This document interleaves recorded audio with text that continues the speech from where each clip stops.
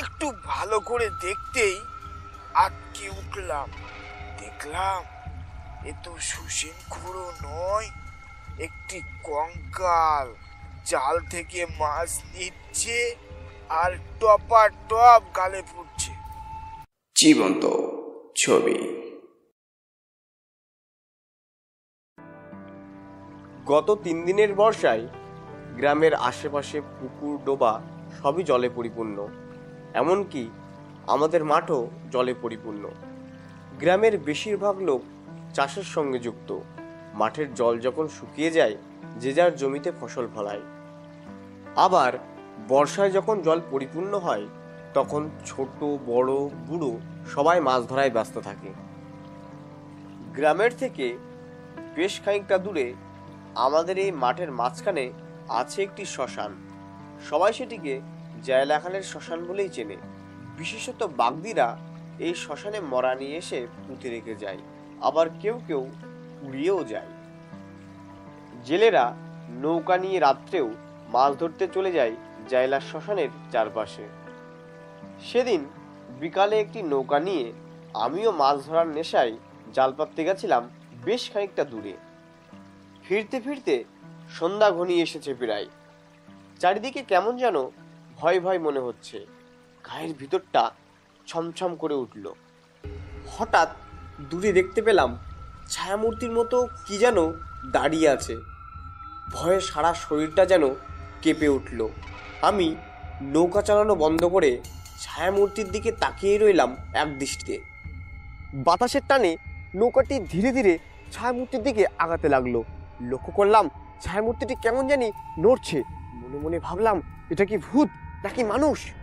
কিছুক্ষণ পর ছায়ামূর্তিটি আমার দিকে ফিরে তাকালো।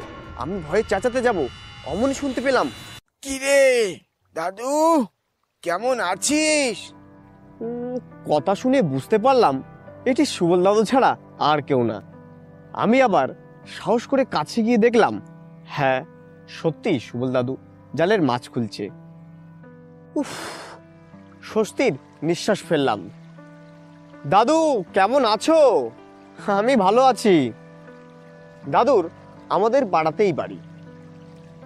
ও দাদু, তুমি ভূতের মতো একা দাঁড়িয়ে আছো?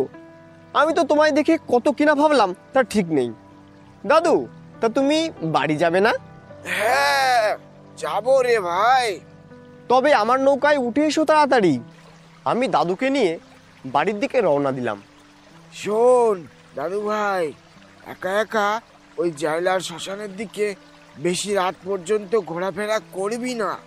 জায়গাটা কিন্তু ততটা ভালো না। আমি সন্দেহবশত জিজ্ঞাসা করলাম, কেন দাদু, তুমি কি কিছু দেখেছো? দেখেছি বই কি, আমার সঙ্গে ঘটেছে। কি ঘটনা ঘটেছে দাদু?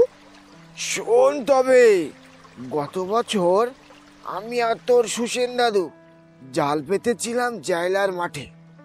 আমি সুসেন খুড়োকে বললাম, খুড়ো ভোরবেলা আমাকে ডেকে নিয়ে যাবে, মাছ খুলতে দুজনে একসঙ্গেই যাব। আচ্ছা ঠিক আছে খুড়ো। এ কথা বলা বলি করে সুসেন খুড়ো বাড়ি চলে গেল। আমি বাড়ি পৌঁছে খাওয়া দাওয়া সেরে ঘুমিয়ে পড়েছিলাম। দরজার খটখট শব্দে আমার ঘুম ভাঙলো। শুনতে পেলাম, খুড়ো, ও খুড়ো, জাল ঝাড়তে যাবে না? দুই একবার ডাক শুনে আমি লাফিয়ে উঠলাম। মনে পড়ল আমি গতকাল সুসেন খুড়োকে বলে রেখেছিলাম আমাকে ডেকে নিয়ে যাওয়ার জন্যে। বোধহয় খুড়োই ডাকছে। আমি দরজা খুলে দেখলাম বাইরে উঠোনে একজন কালো চাদর মুড়ি দিয়ে দাঁড়িয়ে আছে। আকাশে চাঁদ উঠেছে, তবুও খুড়োর মুখ ঠিকঠাক দেখতে পেলাম না।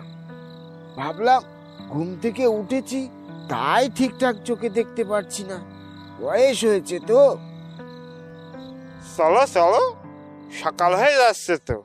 সেই জেলার মাঠে কখন যাব আর? হ্যাঁ খুড়ো, চলো চলো। আমি আর সুসেন খুড়ো রওনা দিলাম, কিন্তু মনটা কেমন জানি খটকা দিচ্ছে। আকাশ আকাশের চাঁদ এখনো মাথার উপরে, সকাল হতে তো এখনো অনেক দেরি মনে হচ্ছে। তাহলে খুড়ো কেমন ডেকে নিয়ে যাচ্ছে আমাকে? খুড়ো যেন আরো একটু ব্যস্ত হয়েই বলল, চলো চলো, তাড়াতাড়ি চলো।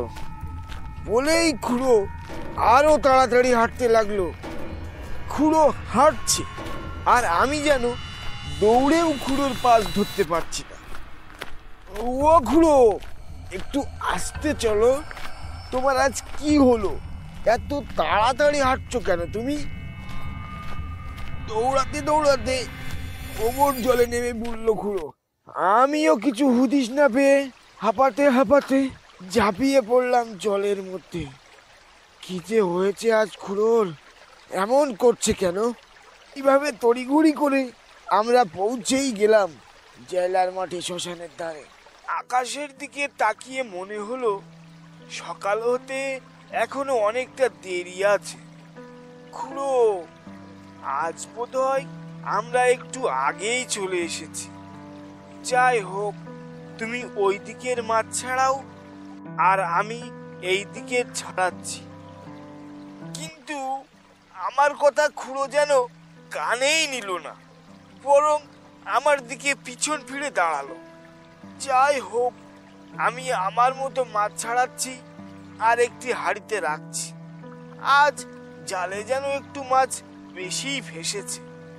কিন্তু একটা ব্যাপার লক্ষ্য করলাম, মাছ ছাড়িয়ে খুড়ো রাখছে কোথায়? একটু ভালো করে দেখতেই আটকে উঠলাম।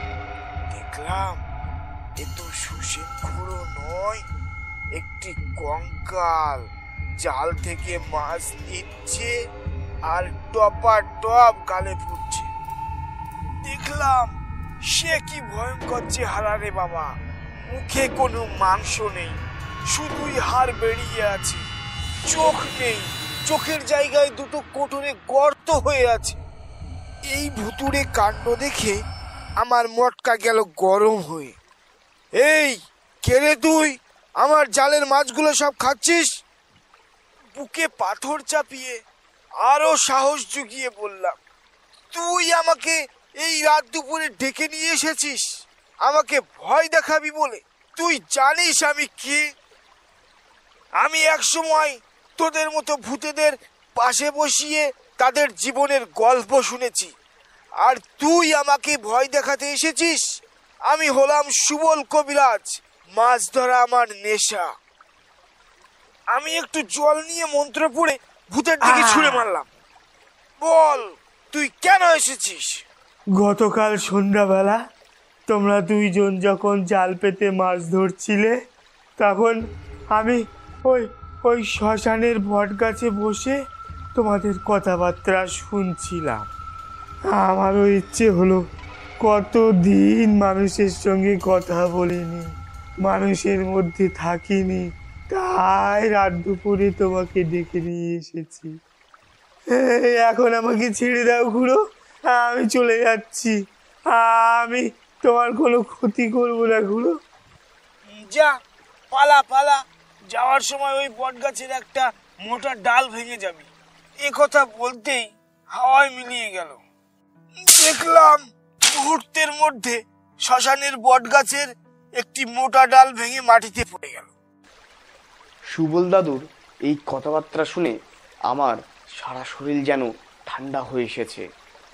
আচ্ছা দাদু, জাইলার ওই শ্মশানে এত যে ভয়, তা তো আগে জানতাম না।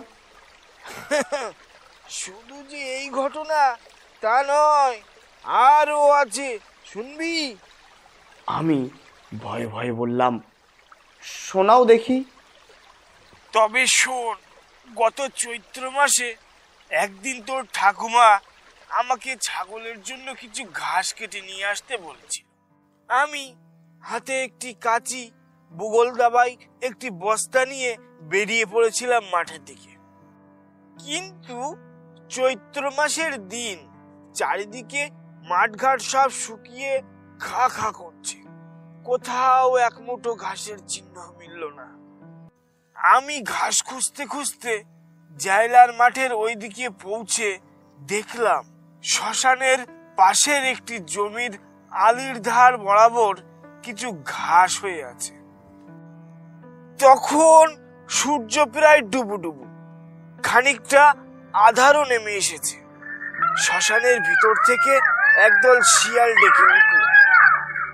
মনে কেমন যেন একটু ভয় ভয় লাগছে।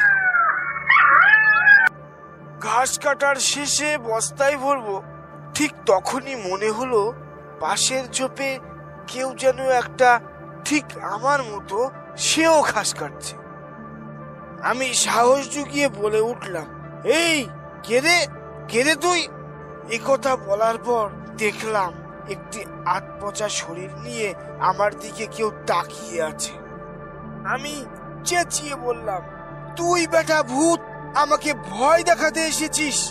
আমিও তোর ওপরের এক ভূত, আমি হলাম সুবল ভূত। বলে আমার হাতের কাঁচি ছুঁড়ে মারলাম ওর গায়ের দিকে। এক দৌড়ে ছুটে পালালো শ্মশানের ভিতরের দিকে। দাদুর জীবনে ঘটে যাওয়া কাহিনী শুনতে শুনতে আমরা পৌঁছে গেলাম নৌকার ঘাটে। যারে দাদু, কোনো কিছু দেখে ভয় পাবি না, মনে সাহস জুগিয়ে রাখবি। আমি চললাম, সাবধানে বাড়ি যাস। দাদু তো চলে গেল, এখন আমি বাড়ি যাব কিভাবে?